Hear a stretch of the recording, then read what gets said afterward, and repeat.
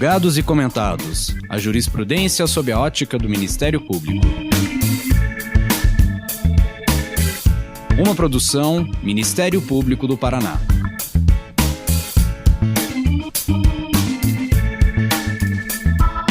Olá, eu sou Fernanda Soares e nesse episódio vamos mergulhar num tema que molda silenciosamente o nosso dia a dia, mas que explodiu em relevância com o avanço da tecnologia e da ciência, o direito regulatório.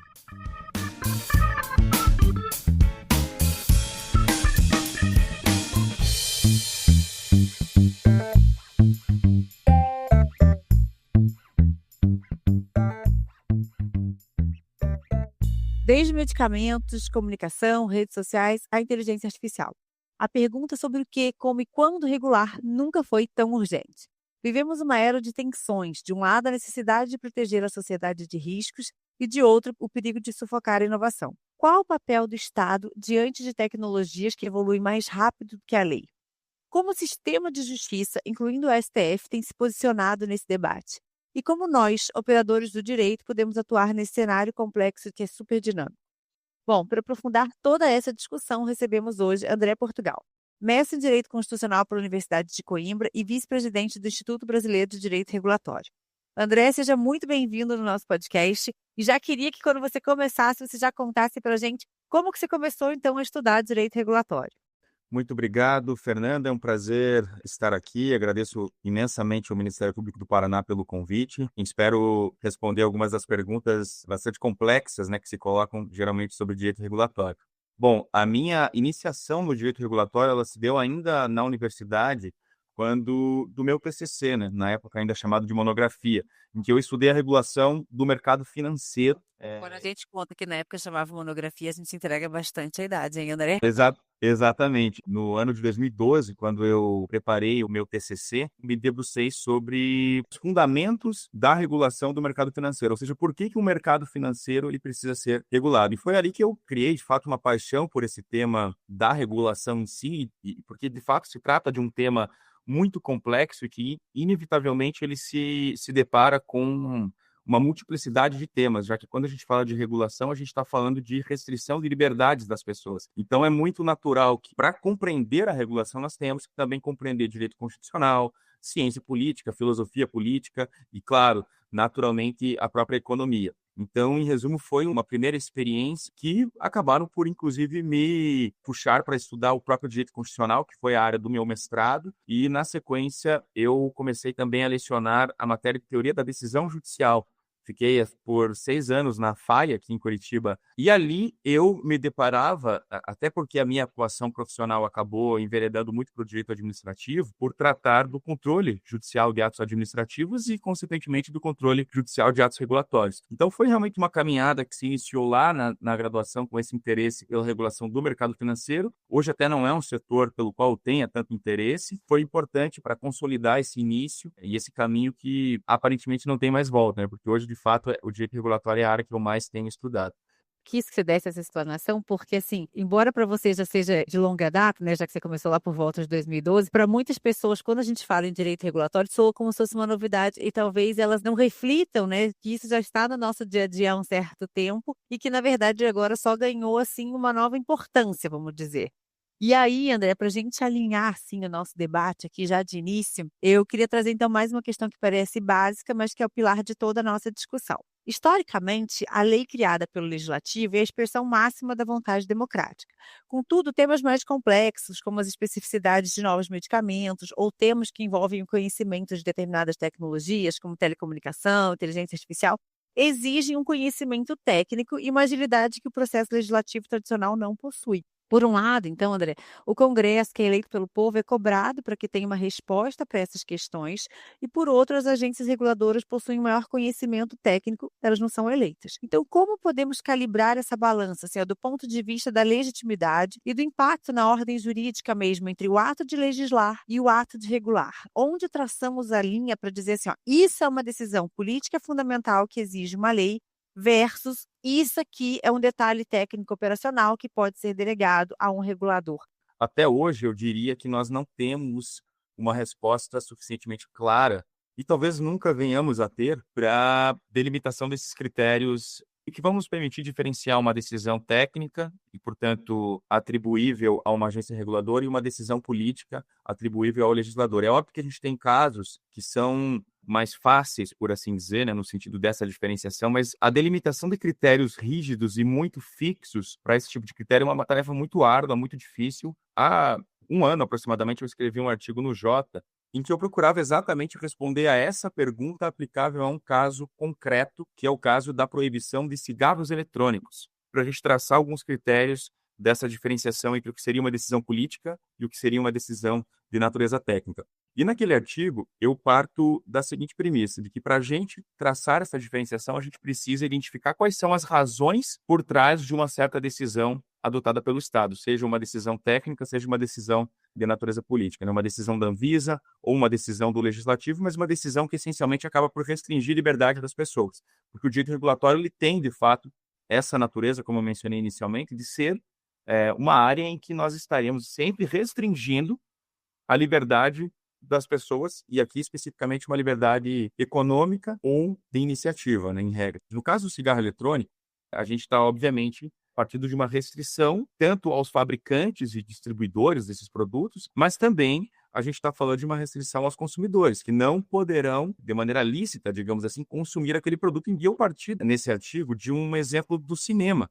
Eu imagino que muitas das pessoas que estão nos ouvindo assistiram ao filme Oppenheimer, que, para quem não assistiu, é um filme que conta a história do cientista, um físico responsável por conceber as bombas, enfim, por liderar um time que foi responsável por conceber as bombas que posteriormente foram lançadas em Hiroshima e Nagasaki. E eu uso esse exemplo no filme Oppenheimer justamente porque, na sequência de atos que resultaram nesse lançamento da bomba, nós temos como diferenciar atos que seriam de natureza técnica e atos que seriam de natureza propriamente política e atribuíveis ao legislativo. Então, eu basicamente listo uma sequência de 3 atos com cada uma dessas características. O primeiro ato e a primeira decisão do Estado consiste em decidir conceber ou não conceber uma bomba com essas características e com esse potencial de matar tanta gente. Quem foi o responsável por essa decisão foi, na época, o presidente Harry Truman. E essa é uma decisão que nos coloca diante de razões que não têm natureza propriamente técnica. Essas razões têm natureza moral.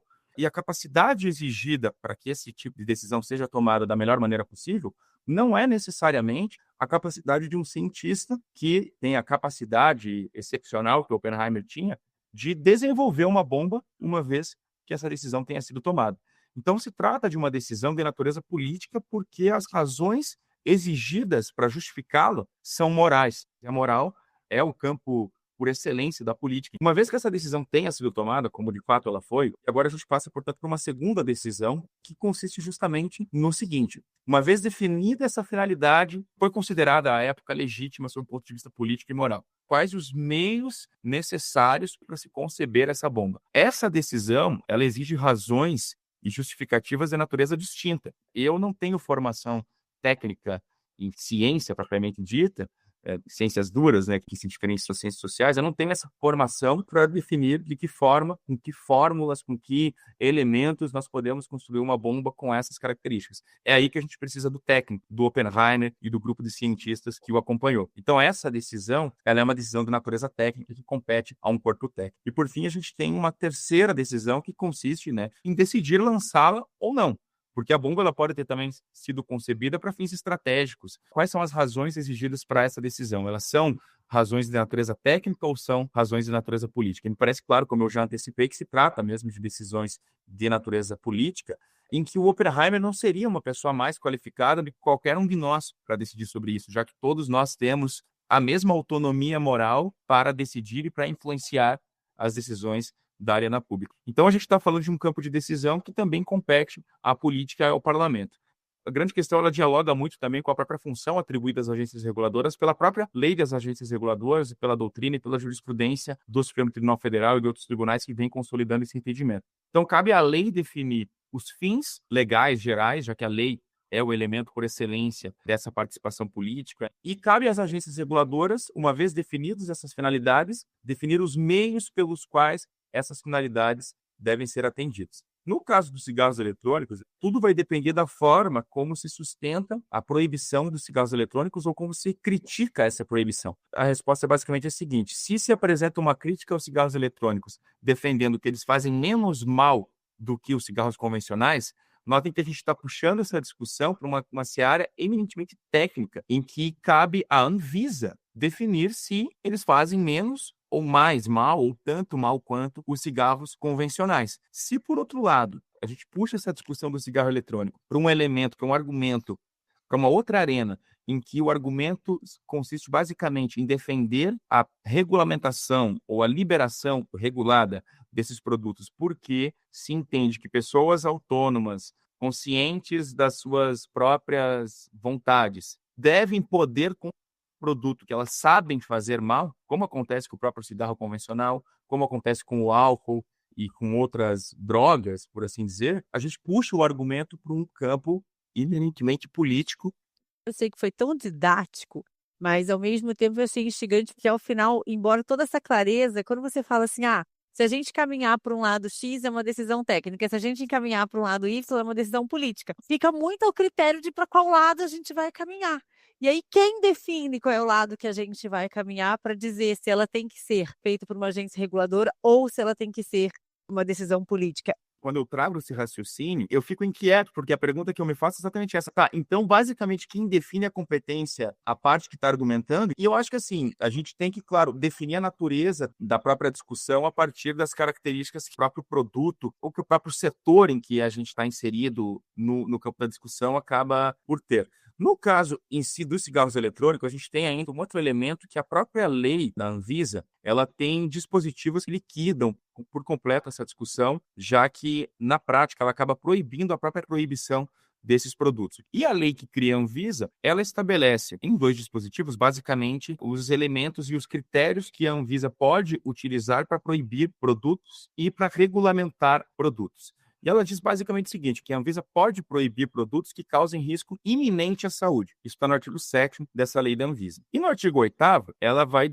regulamentar uma outra questão que é propriamente a regulamentação de produtos, ou seja, a fiscalização, a regulamentação e outros atos que não digam respeito propriamente à proibição de produtos. E nesse dispositivo, ela diz basicamente o seguinte, compete à Anvisa regular, fiscalizar, etc., produtos que causem risco à saúde. E entre esses produtos que causam risco à saúde, ela coloca os cigarros, cigarrilhas, charutos e outros produtos fumígenos derivados ou não do tabaco. Na revisão, então, com relação, pelo menos a essa questão do cigarro eletrônico, quando a lei da Anvisa estabelece essa diferenciação, ela automaticamente está classificando produtos fumígenos derivados ou não do tabaco, no que, obviamente, os cigarros eletrônicos, os dispositivos, tanto de como se incluem, como produtos que não causam risco iminente à saúde e, portanto, não podem ser proibidos pela agência reguladora. Então, o que me parece, e daí um outro artigo que eu escrevi lá para o Poder 360 sobre essa mesma matéria, me parece que daí, de fato, a Anvisa extrapolou por completo as competências dela ao proibir esses produtos por meio de uma resolução de diretoria colegiada, em que ela mesma se atribui uma certa delegação legislativa, dizendo, olha, a lei me delegou esse poder, essa prerrogativa, então estou proibindo os cigarros eletrônicos. Então, me parece que aí a gente tem, de fato, uma discussão que já foi bem assentada pelo próprio legislador. Mas nem sempre vai ser fácil, né, Fernanda, como você bem colocou, a gente ter essa distinção entre o que é uma matéria técnica e o que é uma matéria propriamente legislativa. O que eu diria, então, em resumo, a regulação, a rigor, sempre vai envolver uma restrição à liberdade, né? Cabe a gente perguntar se essa restrição que está sendo colocada, ela toca em posicionamentos morais, políticos, de concepções de visão de mundo ou não. A gente está falando apenas de um meio para atender uma finalidade já definida. É claro que isso é muito difícil, eu acho que a gente tem muito para a gente falar. Essa discussão me parece que ela se coloca de maneira muito similar à própria discussão do ativismo judicial. Existe um papel criativo na própria interpretação judicial, é inevitável que isso aconteça, e ele pode também ser aplicado às agências reguladoras. E é o que eu quero puxar para você agora, a gente já vai partir para esse caminho, mas antes, é assim, eu tenho certeza que os ouvintes, tanto quanto eu, ficaram muito intrigados com esse exemplo que você trouxe do cigarro, e aí eu não quero só perder a oportunidade de te pedir desde logo para que depois, quando a gente acabar a gravação, que você deixe aqui o link para as pessoas poderem ler esse artigo, porque eu acho que vai ficar todo mundo muito interessado, e acho que você vai ter que voltar aqui só para a gente debater um pouco mais esses 2 artigos que você escreveu. Mas deixa eu te puxar aqui para um outro lado. Então, olha só. Dentre outros pontos sensíveis que a gente tem no direito regulatório, também tem o controle judiciário das decisões técnicas. Temos o princípio constitucional da inafastabilidade da jurisdição, que assegura que nenhuma lesão ao direito pode ser subtraída da apreciação judicial, mas em contrapartida, a gente tem o reconhecimento de que juízes, por mais competentes que sejam, não possuem expertise técnica de um engenheiro, por exemplo, de telecomunicação ou de um cientista da área sanitária, enfim. Vimos isso de uma forma muito clara, André, no debate sobre a cloroquina durante a pandemia, onde as decisões da Anvisa foram por diversas vezes judicializadas. A doutrina da deferência judicial sugere que o juiz deve respeitar a expertise técnica da agência, limitando-se apenas a um controle de legalidade e dos procedimentos.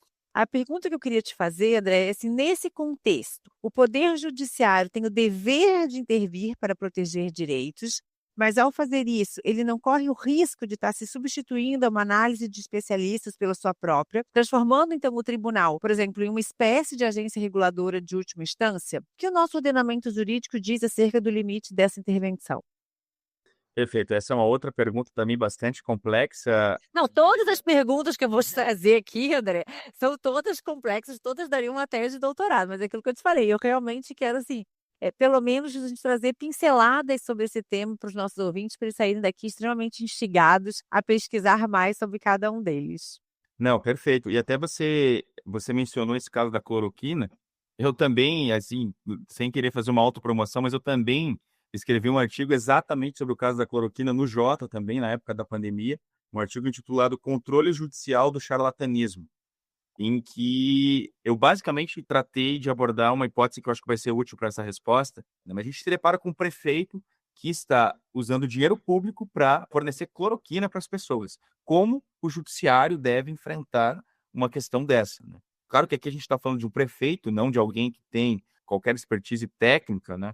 Mas a gente sabe que, enfim, muitas vezes os prefeitos acabam adotando decisões que entram em questões propriamente técnicas. Enfim, né? O Ministério Público mesmo se vê diante de uma situação em que ele precisa decidir se age ou não age, e o juiz mesmo se controla, se exerce o controle, se anula, suspende ou não aquele ato administrativo ou não. A própria lei da Covid, ela tinha um dispositivo que obrigava do gestor público que todos os atos administrativos por ele praticados seguissem as evidências científicas do momento, né? Agora não me recordo exatamente qual é o termo, porque já faz 5 anos que eu escrevi esse artigo, mas era fato um dispositivo que vinculava a atuação do gestor público a esse componente propriamente científico, no sentido de que o agir administrativo deveria respeitar essas evidências. Então vinha exatamente essa pergunta. O prefeito que está fornecendo cloroquina para as pessoas, ele está seguindo ou não está seguindo esse dispositivo? Olhando em retrospectiva, é evidente que ele não estaria. Mas a minha pergunta era, naquele momento, como um juiz deveria agir diante de uma eventual ação judicial que chegasse até ele pedindo exatamente uma suspensão daquele ato? A partir do Hartz, filósofo do direito bastante importante, que escreveu o conceito do direito, ele tem uma conceituação que eu acho bastante interessante. A linguagem, o uso da linguagem nos textos jurídicos, eu acho bastante didática, importante. Ele usa um exemplo analógico do conceito de homem careca. Quando nós vemos uma pessoa sem nenhum tufo de cabelo, imaginem, por exemplo, o próprio ministro Alexandre de Moraes ou o Leandro Carnal, todo mundo olha para essa pessoa e não tem nenhuma dúvida de que se trata de uma pessoa careca. Da mesma forma, se nós olhamos alguém com bastante cabelo, enfim, muito cabeluda, todo mundo também vai chegar a um consenso de que essa pessoa não se enquadra no conceito de homem careca. A grande dúvida surge no calvo. O calvo é careca ou ele é cabeludo? Ele está exatamente naquela zona cinzenta, né, que é muito tratada também, mesmo em obras de direito administrativo, zona de certeza positiva, zona de certeza negativa, conceitos que são utilizados. E eu usava essa base conceitual vinda do Hart justamente para a gente entender e, de alguma maneira, tentar orientar um juiz em situações similares. Adaptava esse exemplo para uma situação hipotética que seria basicamente a seguinte. Vamos imaginar que um prefeito recomenda e gasta dinheiro público com o fornecimento de vacinas aprovadas por instituições internacionais renomadas. Me parece que ninguém teria dúvida de que esse prefeito está agindo de maneira responsável sob o ponto de vista de seguir aquele conceito de evidências científicas previstas na lei. Agora, o exemplo alternativo que eu dava era de um prefeito que afirmava que o melhor tratamento para uma determinada epidemia ou para uma determinada doença consistia em seguir a posição dos astros e contratava um grupo de astrólogos para orientá-lo, com dinheiro público, a adotar as melhores decisões a respeito de políticas de saúde pública. Me parece que ninguém teria dúvida, e aqui, claro, com todo o respeito aí a quem gosta de astrologia, mas ninguém teria dúvida de que isso não é ciência. Então, esse caso claramente se encaixaria no conceito de, entre aspas, ali, homem careca. A grande dúvida surge quando vem tratamentos experimentais, sobre os quais ainda há uma dúvida a respeito da sua eficácia, etc. Tem um outro caso sobre o qual a gente pode falar também, que é aquele caso da fosfetanolamina, né? Aquela pílula do câncer, quando surgiu, também foi levado ao judiciário, em caso que envolvia um conflito entre legislativo e Anvisa. Mas o fato é que quando a gente falava de hidroxicloroquina, a gente tinha muita gente séria falando que aquilo claramente não era eficaz, e as próprias razões que eram apresentadas para sustentar a eficácia desse medicamento contra a Covid eram muito frágeis, né? Já era mais tranquilo a gente afirmar que a hidroxicloroquina de fato não poderia ser de maneira nenhuma oferecida, embora houvesse muitos defensores dela ainda.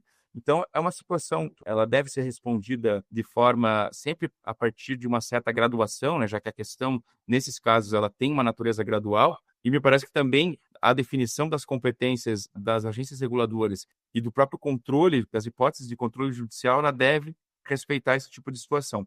Então, o que eu diria é que, de fato, a teoria da deferência, ela é bem importante justamente para trazer segurança ao agir administrativo, mas também ao próprio cidadão a quem esses atos vão se aplicar. O Poder Judiciário, ele pode sempre intervir, me parece, quando nós estamos falando de violações de direitos, propriamente dito, mas eu acho que tem algumas questões que são importantes, né? O Judiciário, por exemplo, tem que ter muita cautela ao revisar uma decisão, por exemplo, da ANP, né, Agência Nacional de Petróleo, sobre fixação de preço de petróleo. É uma questão eminentemente técnica, me parece. Dificilmente nós veremos aspectos propriamente passíveis de uma revisão judicial. Embora isso não seja também impossível, né? Porque dependendo da forma como essa precificação seja feita, é possível que, por tabela, por consequências, disso resulte uma certa violação a certos direitos tidos como importantes, que estão, inclusive, regulados na Constituição, que acabam sendo bastante relevantes, né? Então, especialmente quando a gente está falando de precificação ou de políticas públicas mesmo, que são encampadas e adotadas pelo Legislativo, pelo Executivo, e que podem ter uma natureza multifacetada, a gente vai se deparar sempre com questões muito complexas em que vai ser muito difícil cravar quem deve ser a autoridade competente e se trata de um ato passível de controle judicial ou não.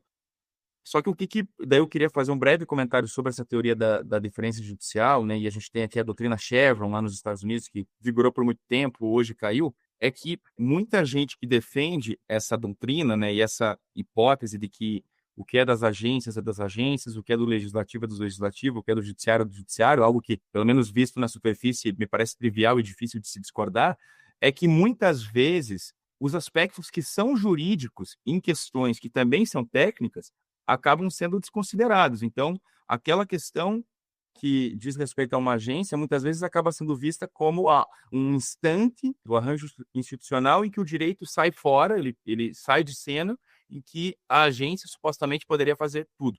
Então, a grande questão aqui está em se definir quem tem a última palavra ou quem deve ter a última palavra em determinadas decisões. A gente pode falar, daí, nesses casos, em uma última palavra das agências e em uma espécie de realismo jurídico em que o que as agências disserem que é o direito naquele caso será o que é o direito naquele caso, efetivamente. Eu acho que essa ideia é meio complicada, é muito complexa. Acho realmente que a própria ideia de um realismo jurídico ela é problemática e por isso que eu tenho minhas ressalvas com a própria doutrina Chevron, por exemplo, em que, basicamente, a gente está falando de uma assunção desse realismo e de uma outorga às agências um poder de decidir como última palavra, sem que qualquer controle pudesse ser adotado em face dessas decisões. Então, assim, eu acho que eu levantei muito mais dúvidas do que fiz uma resposta. Confesso que sim. Eu acho que essa é uma questão também muito importante, que levanta em mim mesmo muitas dúvidas. Eu mesmo não tenho resposta para muitas dessas perguntas, mas me parece que alguns critérios, pelo menos, precisam ser definidos, né? Eu acho que, pelo menos quando nós estivermos falando desses atos que têm essa natureza de meios e não de fins, o judiciário, no mínimo, tem que ter muito mais cautela para exercer esse controle, e esse controle deve acontecer quando desses atos de natureza meramente técnica sejam extraídas violações a direitos propriamente ditas, e não apenas uma divergência técnica, porque se trata de uma posição de um cientista, enquanto o outro cientista tem uma posição distinta. Foi praticamente uma aula aqui, realmente, quando você falou, a gente sai cheio de dúvida. Eu tô vendo, assim, que cada pergunta que eu separei para você, a gente vai sair aqui mais cheio de dúvidas, entendeu? Mais cheio de reflexões, mas essa é uma parte que eu adoro do podcast. Eu sempre falo assim, ó, que os nossos ouvintes não podem sair do nosso podcast iguais eles entraram para nos ouvir. E eu acho que o tema que a gente escolheu aqui de direito regulatório, ele traz muita novidade ainda, como eu falei no começo. Então, eu confesso que ainda que você tenha nos deixado aqui cheio de dúvidas e questionamentos, eu estou muito satisfeita com o caminho que o podcast está tomando hoje, porque ele vai cumprir muito desse papel de que a gente fique refletindo por um bom tempo depois de ouvir o podcast. E aí, nesse cenário, quero aproveitar que a gente teve uma decisão super recente da primeira sessão do STJ, que acendeu um intenso debate, então, sobre os limites judiciais, né, de alguns atos. O STJ afirmou a tese de que resoluções de agências reguladoras, por não se enquadrarem no conceito de lei federal, não podem servir de parâmetro para interposição de recurso especial. Essa decisão, sem dúvida, redefine estratégias e exige uma nova reflexão sobre a atuação do sistema de justiça, ainda mais que as agências reguladoras possuem um volume imenso de resoluções e portarias que impactam diretamente na vida de todo mundo, gerando, assim, uma inflação normativa, se a gente pode assim chamar, tá? Considerando essa nova orientação do STJ, que é bem recente, que foi publicada um dia antes aqui da nossa gravação de podcast, que é uma orientação que acaba por fechar uma importante porta para o debate das questões regulatórias nas instâncias superiores, quais são os novos desafios e as adaptações necessárias para a atuação do Ministério Público e também dos demais atores do sistema de justiça? Nós estaríamos agora diante de um cenário que exige uma atuação mais incisiva numa primeira instância, com um foco maior de controle de legalidade desses atos normativos por meio de ações civis públicas. Para qual caminho você acha que a gente vai agora, André, a partir dessa decisão do STJ? De fato, esse entendimento do STJ ele provoca, ou deve provocar, uma certa mudança de estratégia nas atuações de primeiro e segundo grau, especialmente pelo seguinte, né? Se a gente estiver falando de um caso concreto que está pautado em uma resolução de uma agência reguladora, um ato infralegal de uma agência reguladora, ou seja, se alega uma violação a essa resolução da agência, seria o caso de driblar essa suposta barreira a partir de indicações da própria lei federal em que a resolução, em última análise, se sustenta, porque, como eu falei em alguma das respostas anteriores, nenhuma agência reguladora e, consequentemente, nenhuma resolução ou ato normativo de agência reguladora surge no vazio. Sempre vai haver uma vinculação à lei. Então, uma possibilidade, se, claro, a tese se sustentar numa violação ao ato da agência reguladora, como um ato normativo federal, eu acho que uma possível alternativa estaria em si transferir essa violação para a própria lei federal que cria aquela agência. Óbvio que isso dependeria de cada caso, da viabilidade disso ser feito, mas me parece que isso seria um caminho interessante. E, por outro lado, se nós estivermos falando de questionamentos dessa própria resolução, ou seja, imaginando aqui, já que a gente está falando de um podcast do próprio Ministério Público, né, imaginando que um determinado promotor entende que houve uma violação de lei federal e que essa mesma resolução em si seria ilegal. Seria ainda viável sustentar que essa resolução em si viola uma lei federal, eventualmente a própria lei federal que cria essas agências, né? Então, para pegar o exemplo mesmo que eu mencionei anteriormente na resposta sobre os cigarros eletrônicos, eu entendo que essa RDC da Anvisa, que proíbe os cigarros eletrônicos, ela é em si ilegal por violar a própria lei da Anvisa. De maneira nenhuma, essa decisão do STJ seria um entrave para que a discussão chegasse aos tribunais superiores, aqui falando especificamente do Superior Tribunal de Justiça. Então, me parece que, assim, de fato, se trata de uma orientação, um entendimento jurisprudencial que demanda uma alteração estratégica das partes envolvidas, mas me parece que há como enfrentá-la, pelo menos, claro, raciocinando a quente aqui, né? Porque, como você mesma falou, Fernando, isso saiu ontem, né? Literalmente ontem. Assim que a gente gosta, daí o pensamento vai fluindo aqui naturalmente, entendeu? Você tem todo o direito daqui a um tempo mudar, claro, daí você vem aqui de novo.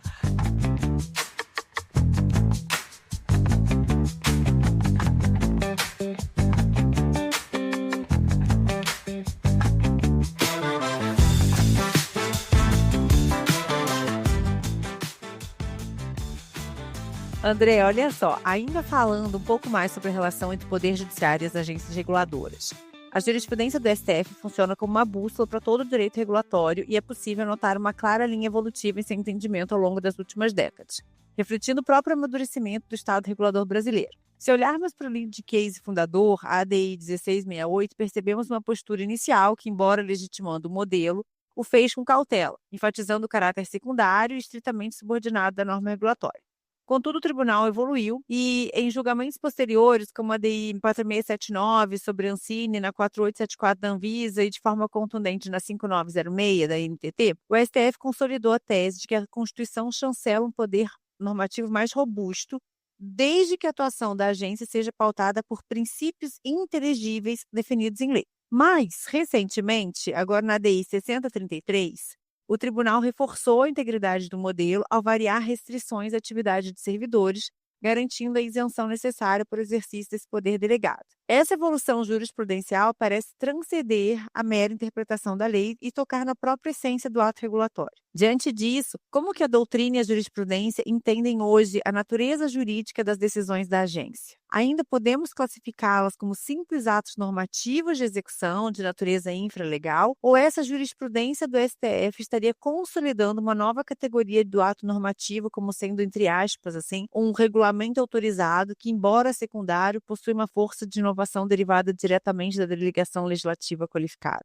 Fernando, aqui a gente retoma aquela discussão inicial sobre a grande pergunta que é: agências criam normas? Essa é uma discussão bastante relevante, que também se coloca aos tribunais, né? Existe inclusive uma pergunta comum aí, conhecida sobre se os próprios juízes, ao decidirem, criam normas, com uma diferença de que no caso das agências, como você bem colocou, a gente sempre terá uma lei que delegará essa competência e, na medida do possível, estabelecerá os limites em que essa competência pode ser exercida. O que é óbvio, né, que somente uma pessoa muito ingênua mesmo acreditaria que esse recorte legal simplesmente definiria em definitivo, né, com o perdão da redundância, os limites de atuação das agências, porque se trata de uma premissa básica do próprio direito e que também se aplica à atuação dos próprios juízes, que, como também falei anteriormente, é impossível que uma regra geral preveja todas as hipóteses de aplicação prática que se colocarão a ela.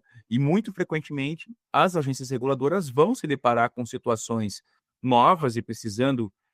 aqui a gente tem ainda um componente adicional, que as agências de fato legislam, né? Ainda que de maneira infralegal, nem sempre vai ser tão fácil nós identificarmos se uma legislação pela agência reguladora ultrapassou ou não aquele comando legal. E é uma coisa interessante também de a gente observar que o próprio judiciário, por vezes, em controle concentrado de constitucionalidade, acaba por também estabelecer uma série de requisitos novos que não estavam previstos em lei, de uma forma que nos coloca uma seguinte questão: esses requisitos que foram colocados agora, eles são uma obrigação, uma imposição da Constituição, de modo que o judiciário apenas descobriu uma norma que estivesse em qualquer lugar ali, etéreo ou qualquer coisa do tipo, ou se trata de uma criação jurisprudencial. E para ficar no tema do direito regulatório, tem um caso muito recente, bastante importante, julgado recentemente pelo Supremo Tribunal Federal, que é o caso do famoso rol da ANS, né? Rol de tratamentos da ANS, Agência Nacional de Saúde Suplementar, em que, em resumo, a gente tinha a seguinte discussão. A ANS tinha um rol de tratamentos que eram, de fato, de obrigação, de tratamento obrigatório pelos planos de saúde, e havia uma discussão sobre se esse rol ele era taxativo ou se ele era exemplificativo. A ANS editou uma resolução dizendo que esse rol seria taxativo, ou seja, o que não estivesse incluído nesse rol não deveria ter o tratamento coberto, ou seja, um paciente que pleiteasse aquele tratamento, independentemente de ter recomendação médica, independentemente de ter eficácia e outros eventuais requisitos, segundo a ANS, ele não poderia ter esse tratamento.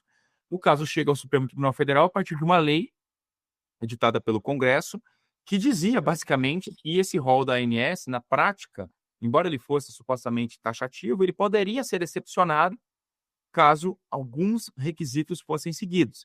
E, basicamente, os requisitos que se exigia ali eram o fato de se ter uma recomendação médica ou de um odontólogo, ou seja, um requisito não cumulativo, mas alternativo, ou se demonstrasse que esse tratamento era recomendado por instituições de renome internacional. Agora não me recordo exatamente o termo que a lei utiliza. Vem ao Supremo uma ação pedindo o reconhecimento da inconstitucionalidade dessa lei, claro, defendida ali pelo setor da saúde suplementar, e o Supremo Tribunal Federal, num voto conduzido pelo ministro Roberto Barroso, adota uma interpretação conforme a essa lei, conforme a Constituição, né, enfim, a essa lei, em que novos requisitos foram estabelecidos por serem entendidos mais seguros. Daí a grande pergunta que se coloca é exatamente essa. Ao estabelecer esses novos requisitos, o Supremo está criando normas ou o Supremo está simplesmente cumprindo a Constituição, porque aqueles 5 requisitos são exatamente o que a Constituição estabelece? Me parece claro que poderiam ser outros requisitos, não poderiam ser 6 ou 7 requisitos, nós poderíamos ter 8, eventualmente, enfim, 5 requisitos a mais do que esses que foram criados, e nós ainda estaríamos falando, em qualquer hipótese, de uma criação normativa pelo Supremo, porque a interpretação, inevitavelmente, gostemos ou não, ela tem e terá sempre esse critério. Para as agências, isso me parece que é inevitável também, e cabe ao judiciário controlar esse exercício normativo das agências de acordo com, como você mesmo falou, Fernanda, com esses princípios inteligíveis, digamos assim, com esses standards que a própria lei coloca. É óbvio que nem sempre vai ser tão fácil identificar quais são esses standards, mas me parece que, mais uma vez, aquela classificação inicial de delimitar bem, de colocar as coisas no seu devido lugar, ou seja, de atribuir às agências um papel bem importante, mas limitado, aquele aspecto de definir os meios necessários para que aqueles fins sejam atingidos. A agência se limitar a esse papel me parece importante. Se nós tivermos a condição de responder afirmativamente essa pergunta, nós estaremos diante de um caso em que a agência, de fato, cumpriu a sua função institucional, ainda que, para esse fim, ela crie normas. Ela pode criar normas justamente para atender essa finalidade. Então, vamos imaginar o caso novamente do cigarro eletrônico. Se a Anvisa, ao invés de decidir pela proibição, ela cria normas regulatórias, por exemplo, de condições de fabricação e produção do cigarro eletrônico, e assim sucessivamente, nós estaremos diante de uma criação normativa baseada num princípio, e mais do que isso, numa regra legal oriunda da própria lei da Anvisa. Eu ainda tenho 2 perguntas de temas que eu não vou deixar você sair daqui sem responder, que seria rede social e inteligência artificial. Vamos começar por rede social, André. O debate sobre a responsabilidade das plataformas digitais no Brasil vive um momento de intensa efervescência, mas em múltiplas arenas e com diferentes velocidades. No Legislativo, a gente tem o PL 2630, que após anos de discussão foi considerado paralisado. E um novo grupo de trabalho foi instituído na Câmara para recomeçar o debate, gerando incerteza sobre os rumos de uma lei geral. Enquanto isso, o Judiciário avança. O STF, no julgamento dos temas 533 e 987, declarou a inconstitucionalidade parcial do artigo 19 do Marco Civil da Internet, ampliando as hipóteses de responsabilização das plataformas para além da necessidade de ordem judicial em casos específicos. Paralelamente, o TSE editou também resoluções robustas para as eleições de 2024, impondo deveres de moderação e combate à desinformação, especialmente em relação ao uso da inteligência artificial. Temos, portanto, um cenário completamente fragmentado.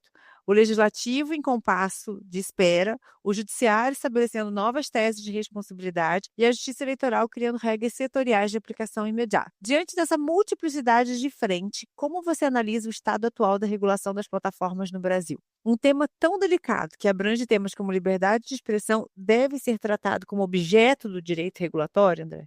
Eu queria que você também abordasse o seguinte: o Brasil está trilhando também um caminho, da regulação da inteligência artificial, e a gente tem o PL 2338 de 2023, que vai criar um marco legal da inteligência artificial, que adota uma abordagem moderna, baseada na classificação do risco, concentrando o peso regulatório onde o potencial do dano é maior, né? Então, essa metodologia parece ter aprendido um pouco com a dificuldade dos projetos anteriores.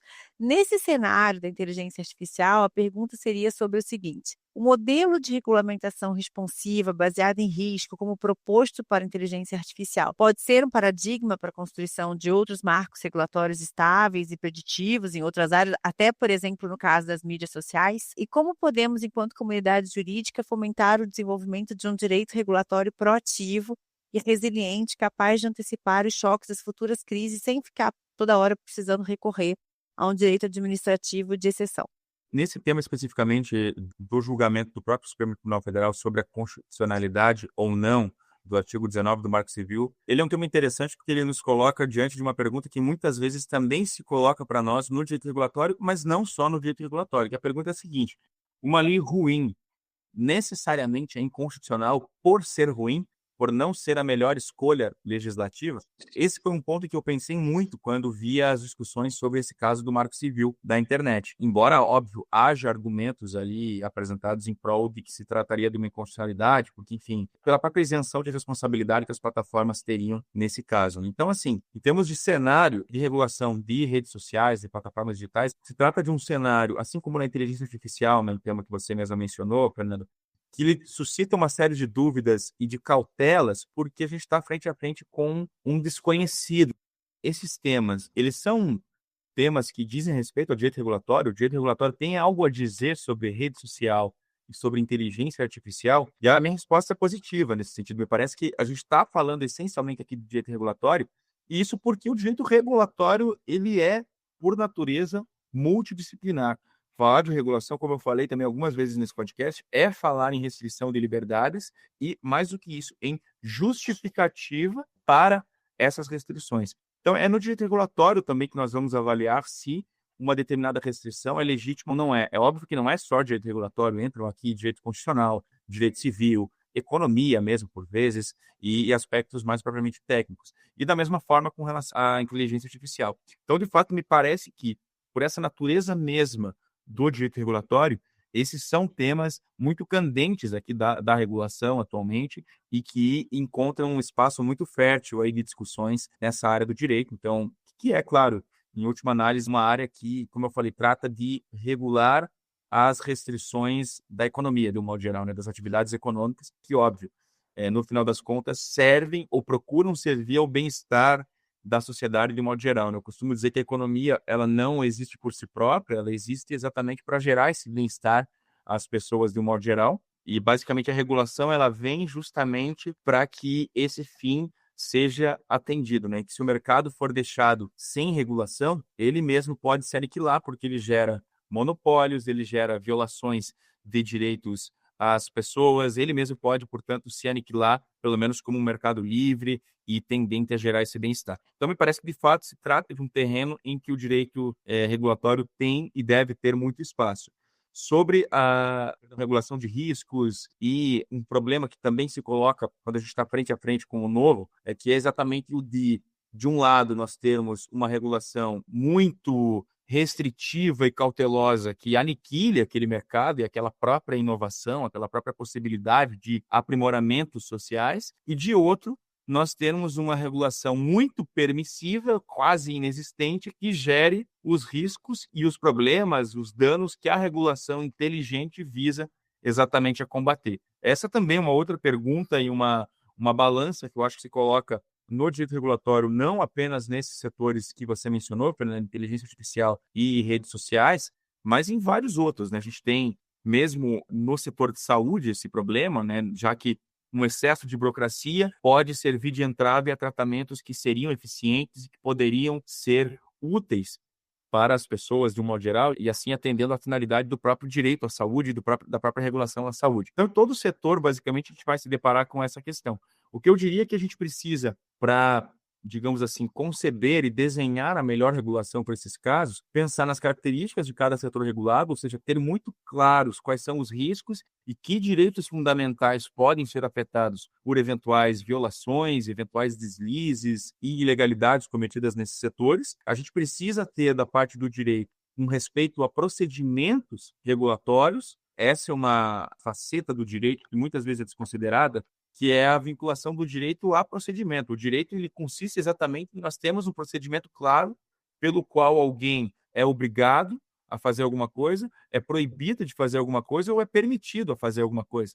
A regulação não é diferente. Então, a gente precisa realmente ter regulações que sigam procedimentos claros, que tragam segurança jurídica. E um ponto que eu acho importante em inteligência artificial e em redes sociais, mas também em outros setores, é o que a gente chama de uma regulação experimental.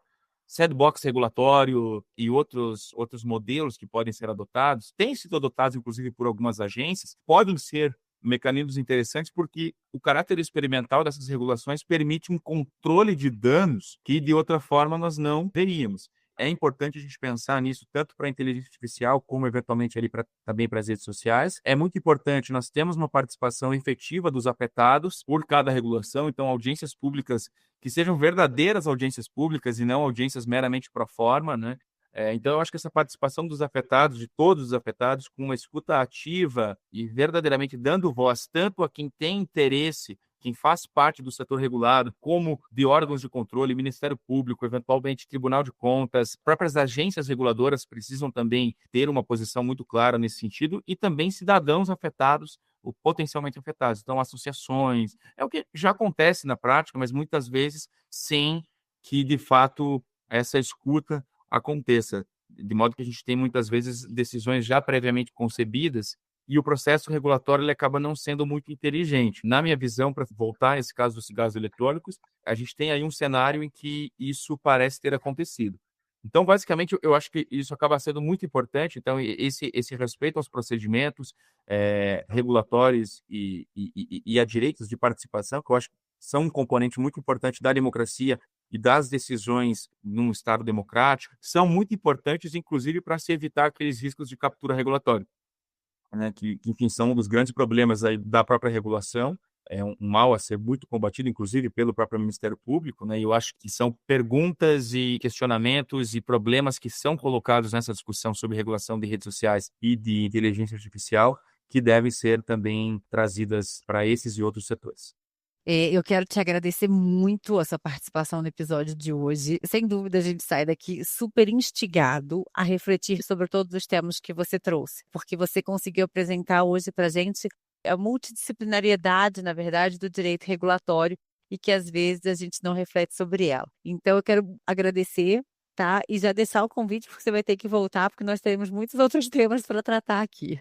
Muito obrigado, Fernanda. Foi realmente um prazer falar sobre todos esses temas. De fato, são temas bem complexos, né? Acho que às vezes as pessoas não imaginam que o direito regulatório abranja todas essas temáticas. É difícil falar sobre elas justamente porque são, como você mesma falou, muitos assuntos abrangidos por um mesmo tema, né? Eu tenho muito prazer em falar sobre isso. Aceitarei, sem dúvida nenhuma, um eventual futuro segundo convite para participar desse podcast. E agradeço muito ao Ministério Público, a você, pela oportunidade, pelas perguntas, pelo roteiro, e fico totalmente à disposição. Então, e já vou deixar aqui uma intimação para os nossos ouvintes no seguinte sentido. O de hoje foi para dar uma análise geral sobre o direito regulatório e eles entenderem essa interdisciplinariedade. E aí já vou deixar aqui o convite para que nos comentários eles coloquem assim, temas específicos para a gente fazer episódios direcionados, então, de algumas áreas, a gente concentrar o direito regulatório em algumas áreas. Eu acho que seria legal também a gente fazer esse outro tipo de abordagem. Então, assim que a gente receber sugestões dos nossos ouvintes, eu te comunico, é para a gente marcar uma nova oportunidade, tá? Perfeito, Fernanda. Muito obrigado. E você, nosso ouvinte, então, para além desse pedido de sugestões que eu te faço, não esqueça de nos seguir nos aplicativos de sua preferência e em nossas redes sociais. Procure no Instagram por @smp_pr ou acesse nosso perfil na descrição do episódio. Muito obrigada, gente, e até a próxima.